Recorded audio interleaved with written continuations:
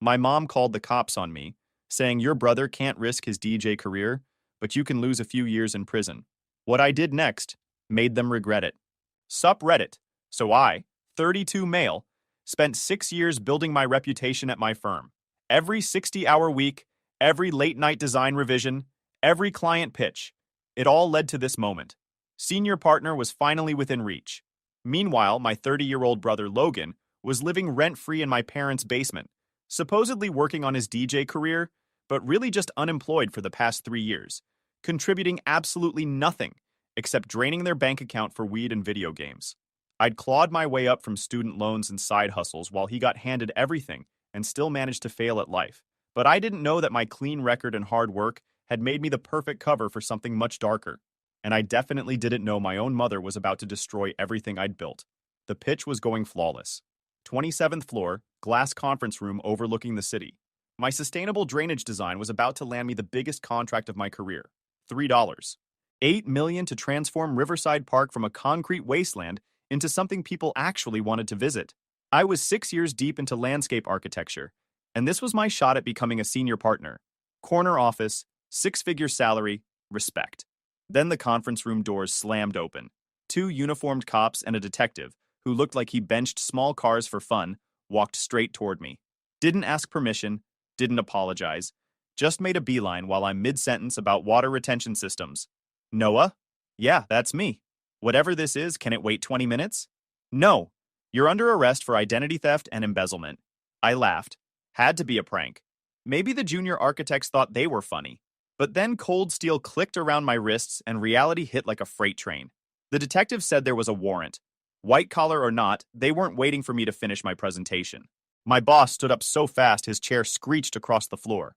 Detective, this is my lead architect. You've made a mistake. No mistake. We have surveillance footage, forged signatures, electronic records. It's airtight.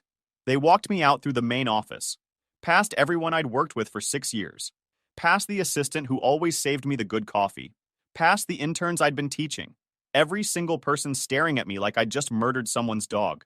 The shame was suffocating. My phone started blowing up before we even hit the elevator. Texts from colleagues, email notifications pinging, work chat going nuclear with questions. By the time we reached the lobby, 3 clients had already called asking what the heck was happening. My boss's assistant was speed-walking behind us, whispering urgently into her phone about damage control and media statements. The perp walk through the marble lobby felt like it lasted hours. Security guards I'd joked with every morning stood frozen, eyes following me like I'd just sprouted horns. The lunch crowd from nearby offices stopped mid-bite to watch.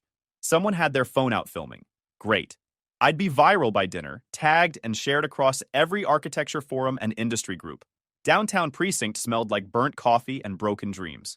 They threw me in an interrogation room, and the detective dropped a file on the table thick enough to stop a bullet. $16,000, Noah. You drained it from Midwest Manufacturing's Employee Relief Fund 18 months ago. The withdrawal was initiated through a forged authorization packet submitted to a third-party administrator. We've got you on camera at the bank collecting the check. We've got your signature on withdrawal slips. Game over. I didn't touch anything. I haven't worked with Midwest in over a year. The detective leaned back, arms crossed. The initial complaint came from a family member. Said you'd been acting weird with money lately. Even gave us copies of your ID documents to help with the investigation. He slid a photocopy of a check across the metal table. My name was signed at the bottom. Except the signature was wrong. The C had this stupid flourish my brother Logan used when he forged my signature on permission slips in high school. That dragged out R at the end. Classic Logan. That's my brother's handwriting, not mine. The detective raised an eyebrow like I just told him the earth was flat. So your brother walked into a bank with your ID, forged your signature, and nobody noticed? You realize how that sounds? It sounded insane. But Logan and I looked similar enough. Same build, same brown hair, same square jaw. If he had my documents, he could absolutely pull it off, especially since he'd been mooching off my parents for 3 years straight, doing absolutely nothing except smoking weed and playing Call of Duty. I called Ashley, my best friend from college and currently the sharpest defense attorney in Chicago. She showed up within 2 hours and somehow got me released on bail pending investigation. You're in deep, Noah, she said as we walked to my car. The evidence looks bad. This isn't about your job. It's about someone wearing your name like a costume. If you're saying it's Logan, we need proof. Real proof. I know exactly where to find him. I drove straight to my parents' place in the suburbs. Same house where Mom used to lecture me about responsibility while handing Logan everything on a silver platter. As I pulled into the driveway, my headlights swept across something that made me slam the brakes. A neon orange McLaren 570S, sitting there like a middle finger to reality. My dad drove a 15-year-old sedan with duct tape holding the bumper on.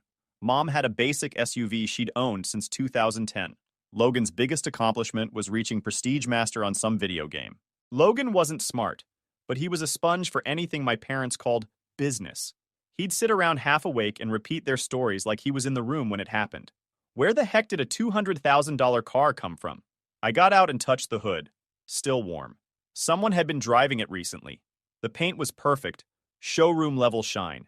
No scratches, no door dings, not even a speck of dust. Someone was babying this thing like it was made of glass.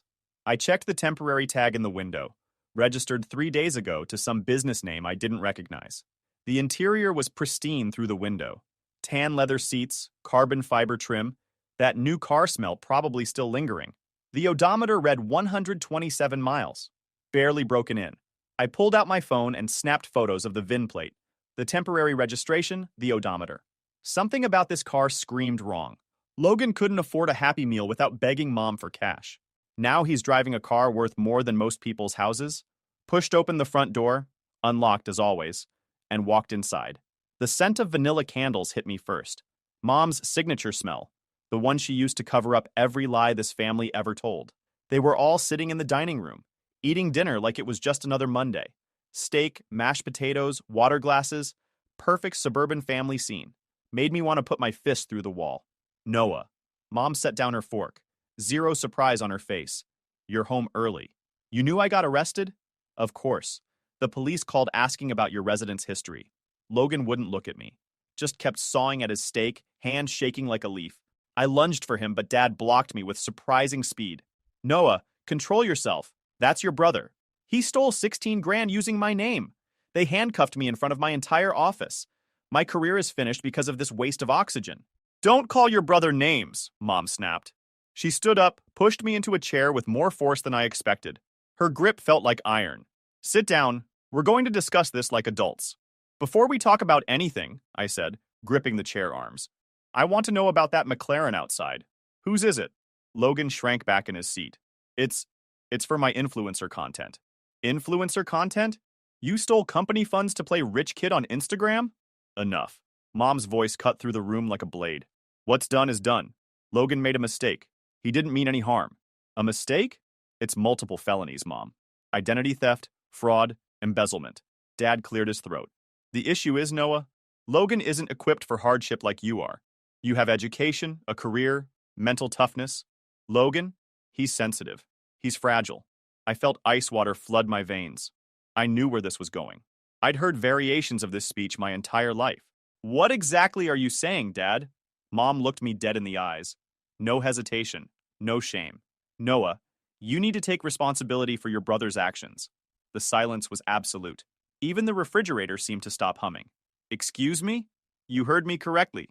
If Logan goes to prison, he'll die. He won't last a single week. But you? You're different. You're a survivor. You can handle 18 months in minimum security. And when you get out, you can rebuild. You're talented. He can't risk his DJ career falling apart now. You can lose a few years. You'll bounce back. You're out of your mind. I stood up so fast the chair hit the wall. You want me to go to prison for his crime? It is your responsibility. Mom raised her voice, face flushing red. You're the oldest. You've had everything. The education, the career, the opportunities. Your brother has nothing.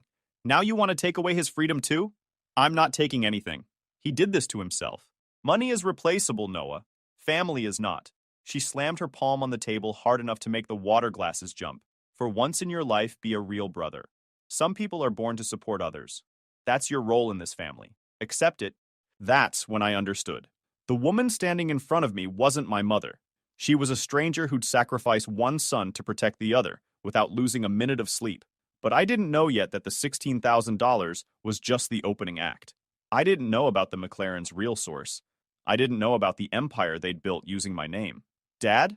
I turned to him, hoping for one voice of reason. You seriously agree with this? You want me locked up? He stared at his water glass like it held all the answers. Couldn't even meet my eyes. Your mother's right.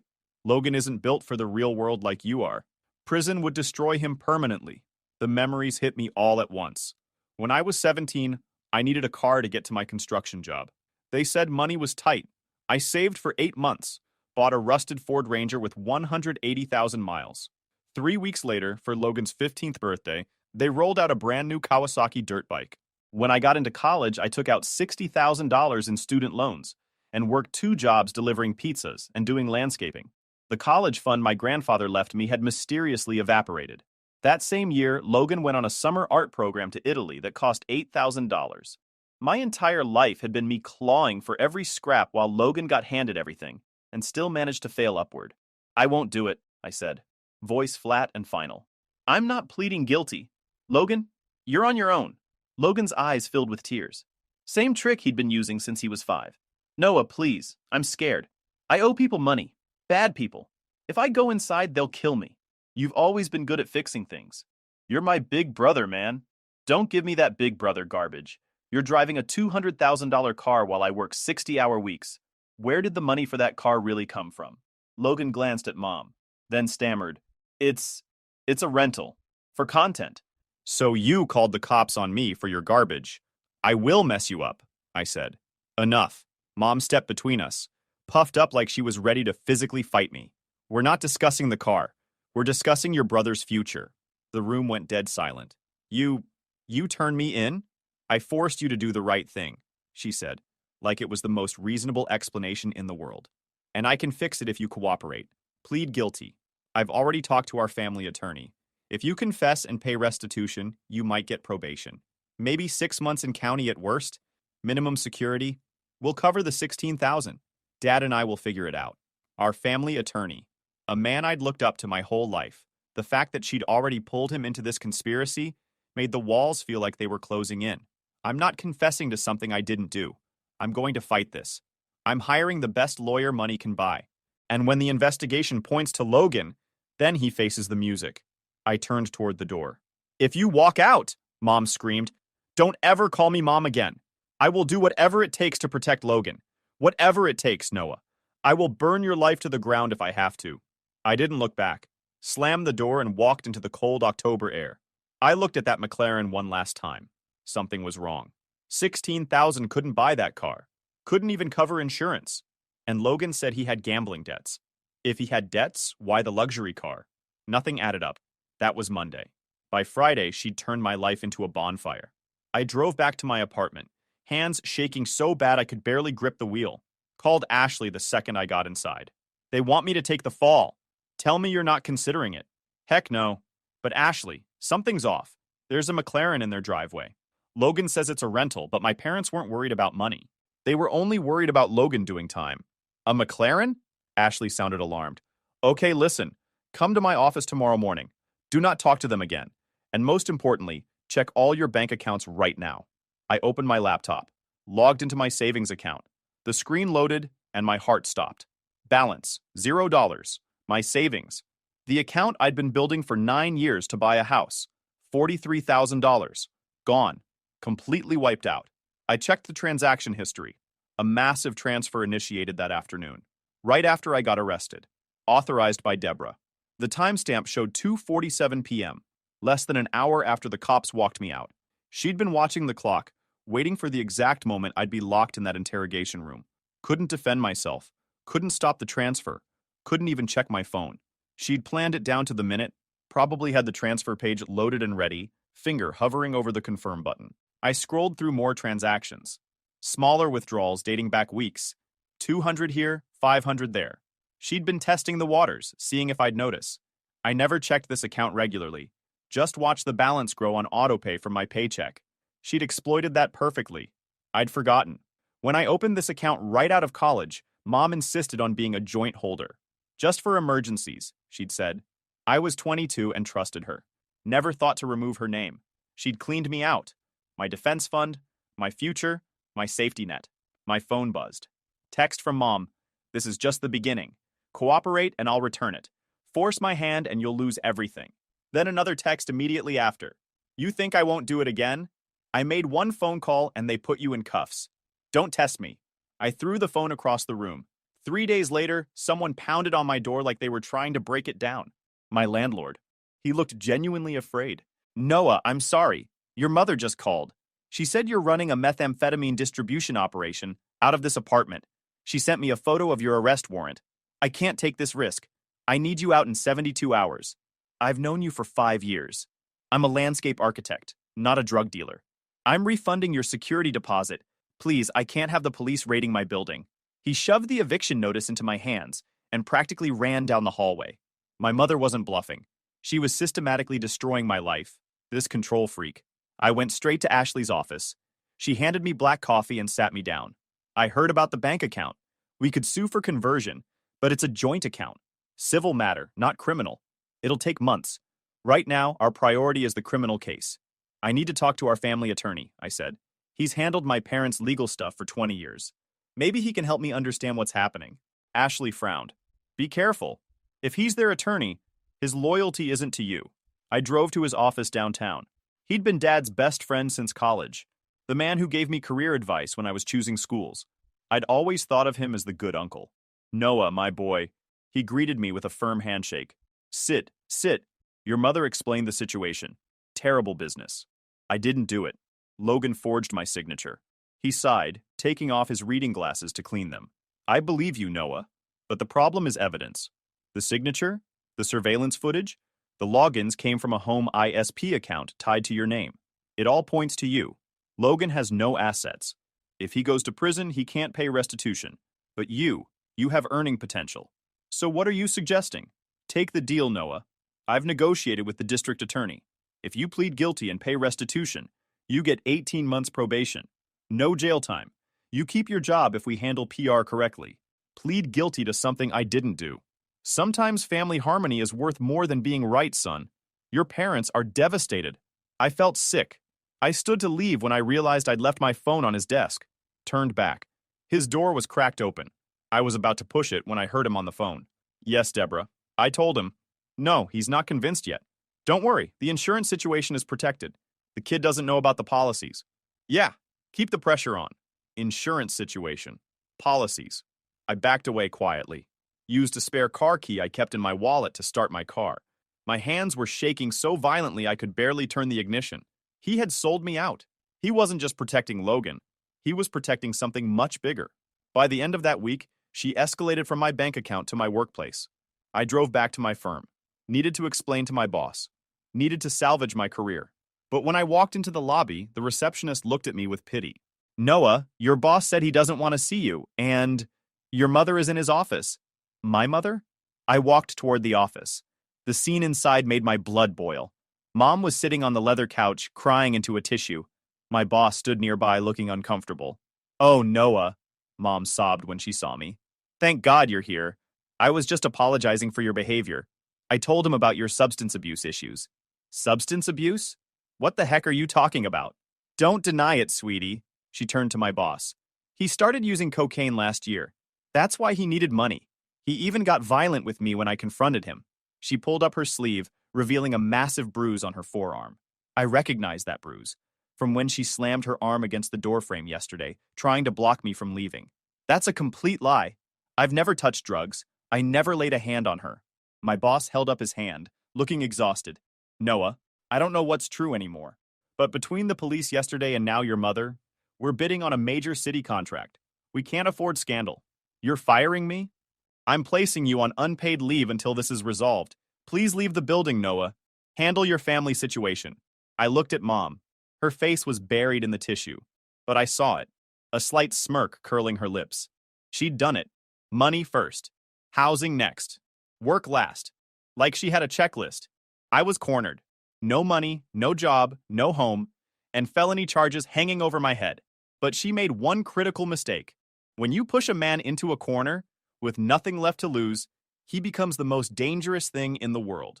And the family attorney's slip about insurance was the thread I needed to unravel everything.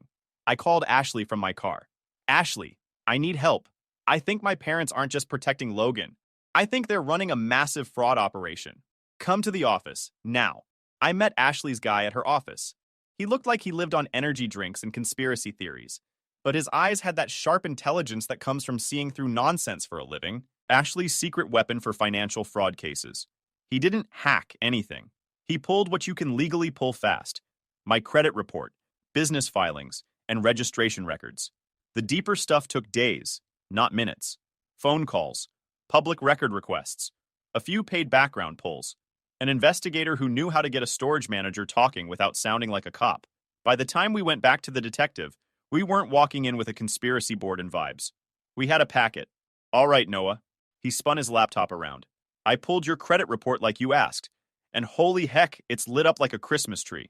What did you find? You own 4 LLCs, Reynolds Consulting, Apex Logistics, Northern Imports, and Cascade Holdings, all registered under your name and social security number. Starting 10 years ago. 10 years ago. Right after I graduated and moved out. My parents had asked to borrow my documents for some insurance paperwork. I'd trusted them completely.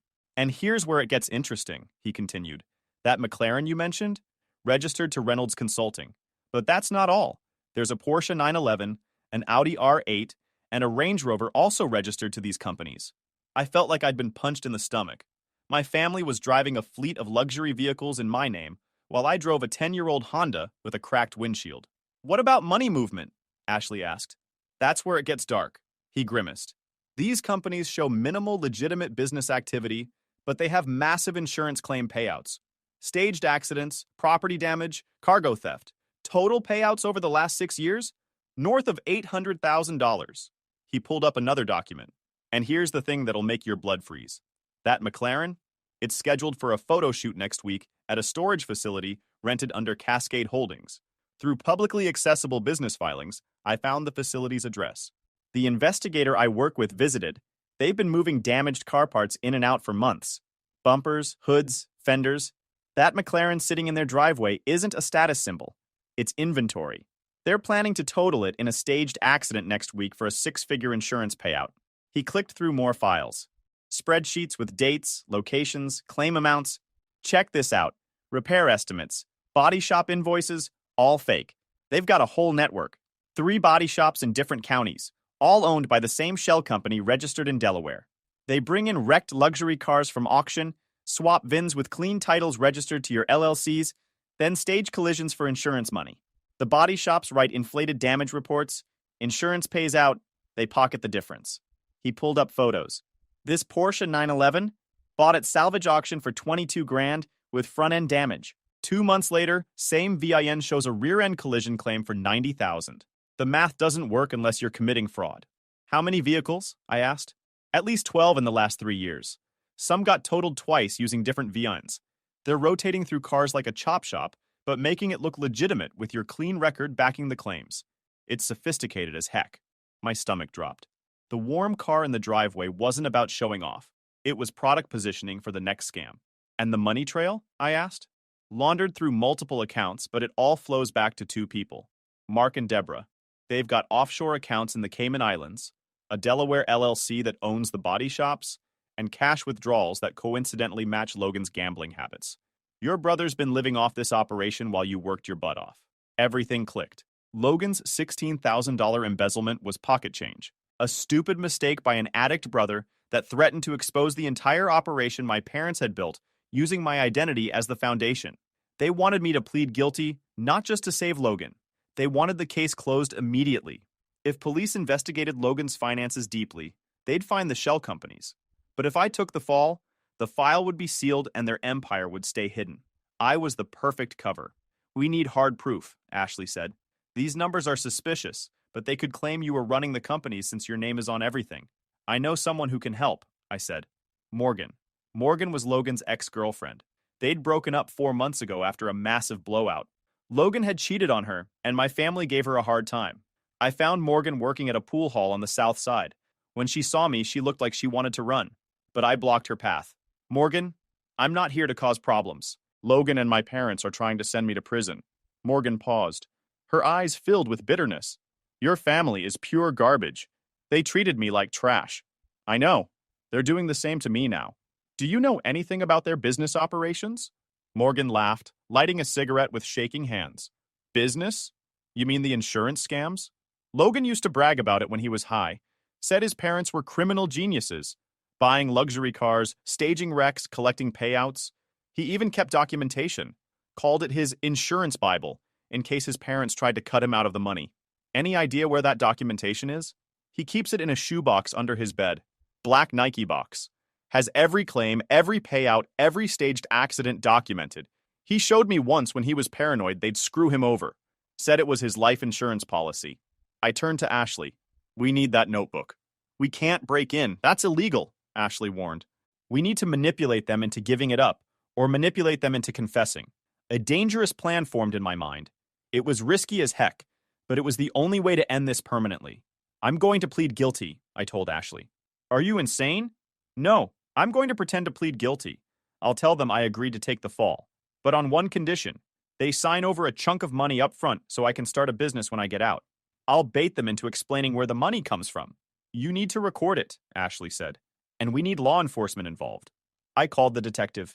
Initially, he thought I was wasting his time, but after Ashley's guy sent him the preliminary financial analysis and Morgan's statement, his entire attitude changed.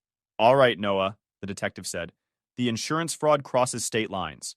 Vehicles registered in Illinois, staged accidents in multiple states, offshore accounts in the Caymans. That makes it federal. FBI's taking lead on this, which means we can wire you up under federal consent laws. I've already got the assistant U.S. attorney signing off on the intercept authorization. We'll do it the right way, paperwork and all. If it's not clean, we're not doing it. But you need to get them to admit it verbally. Don't ask leading questions. Let them volunteer information. Let them brag. People like that always do. If you fail, you're on your own with those embezzlement charges. I won't fail. The next morning, I called Mom. Made my voice sound as broken and defeated as possible. Mom, I can't do this anymore. The landlord kicked me out. The company suspended me. You win. I'll take the plea. Silence on the other end. Then Mom's voice, triumphant and disgustingly sweet. I knew you'd see reason, Noah. You've always been a good son. Come home tonight. We'll celebrate the family coming together again. Celebrate. She used the word celebrate for her son going to prison. I hung up and looked in the mirror. The man staring back looked exhausted, but his eyes burned with purpose. Tonight I was walking into hell, and I wasn't walking out alone. The detective didn't magically turn federal overnight. He forwarded our packet, and a few days later I got a call from people who sounded allergic to small talk. There was paperwork, a test run, and a safety phrase. The code word wasn't spy stuff. It was just a way to get me out fast if things went sideways. The detective and his FBI team fitted me with a high-quality wire taped tight to my chest under my shirt. They also gave me a burner phone as a backup recording device in case the wire malfunctioned. They'd be in an unmarked van 1 block away, recording every word. The detective ran through the protocol one more time. Get them talking about the cars, the companies, any admission of fraud. Don't ask leading questions.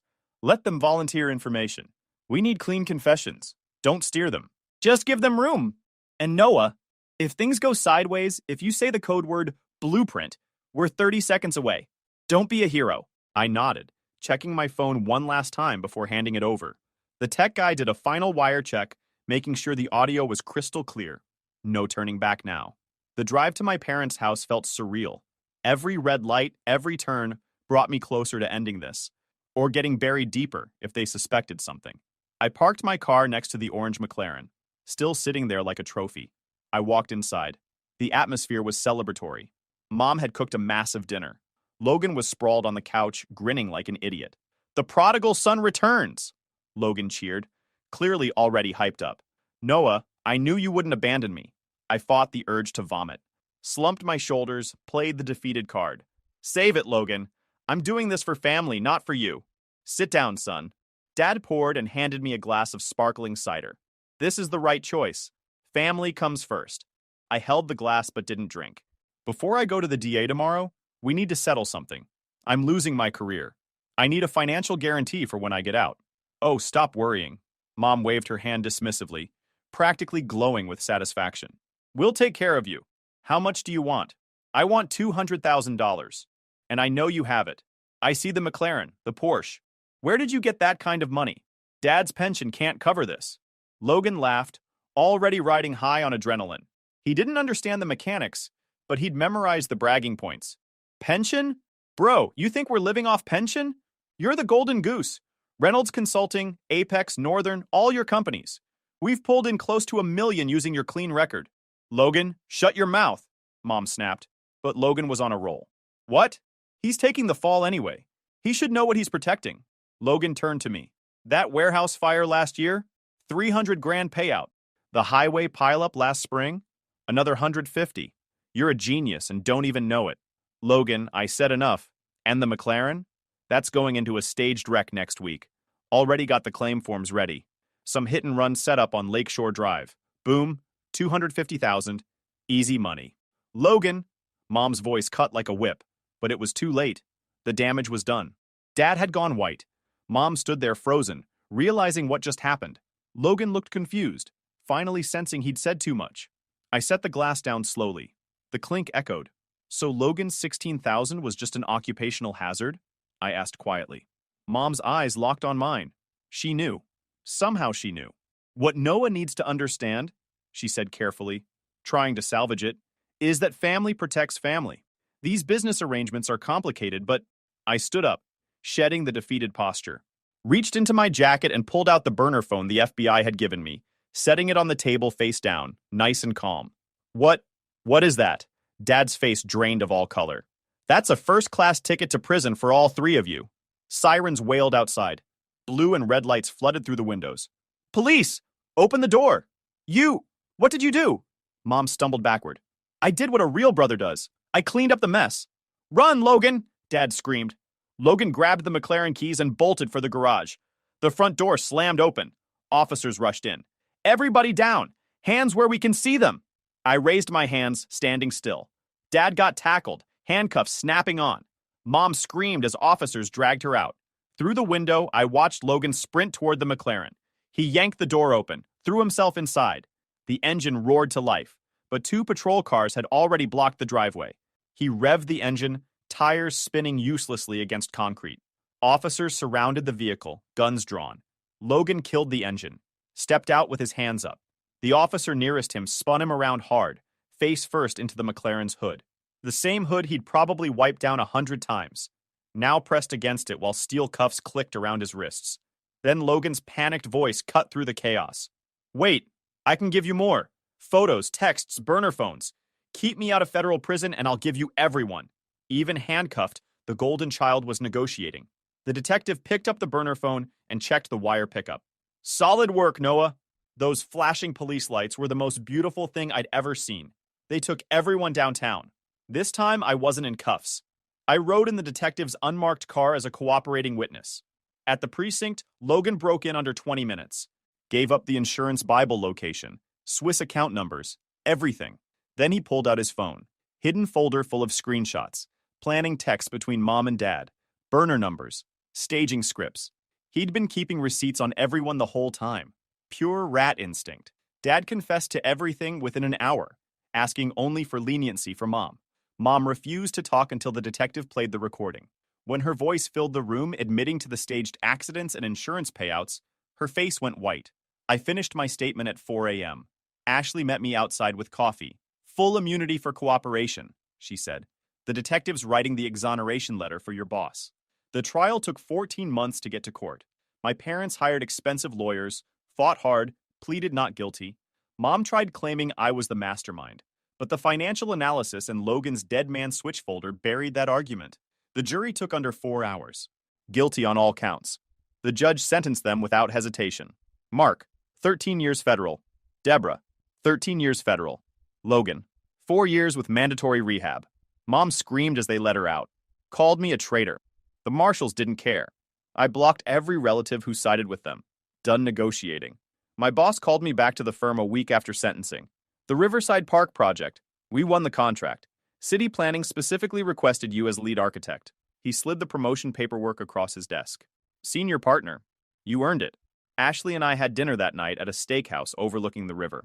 First time in 18 months we weren't talking about depositions or evidence chains. You look different, she said. I feel different. She squeezed my hand across the table. I was wondering when you'd notice I've been right here the whole time. We moved in together 8 months later. No drama, just respect and silence when we needed it. 14 months after that, I stood on the observation deck of the completed Riverside Park. Opening day, Hundreds of people walking through gardens I'd designed. Ashley leaned against my shoulder. What are you thinking? She asked. That I'm done looking back. Good, she said. The mayor's waiting for the lead architect. I turned away from the railing and walked into the crowd. Update. 6 months later.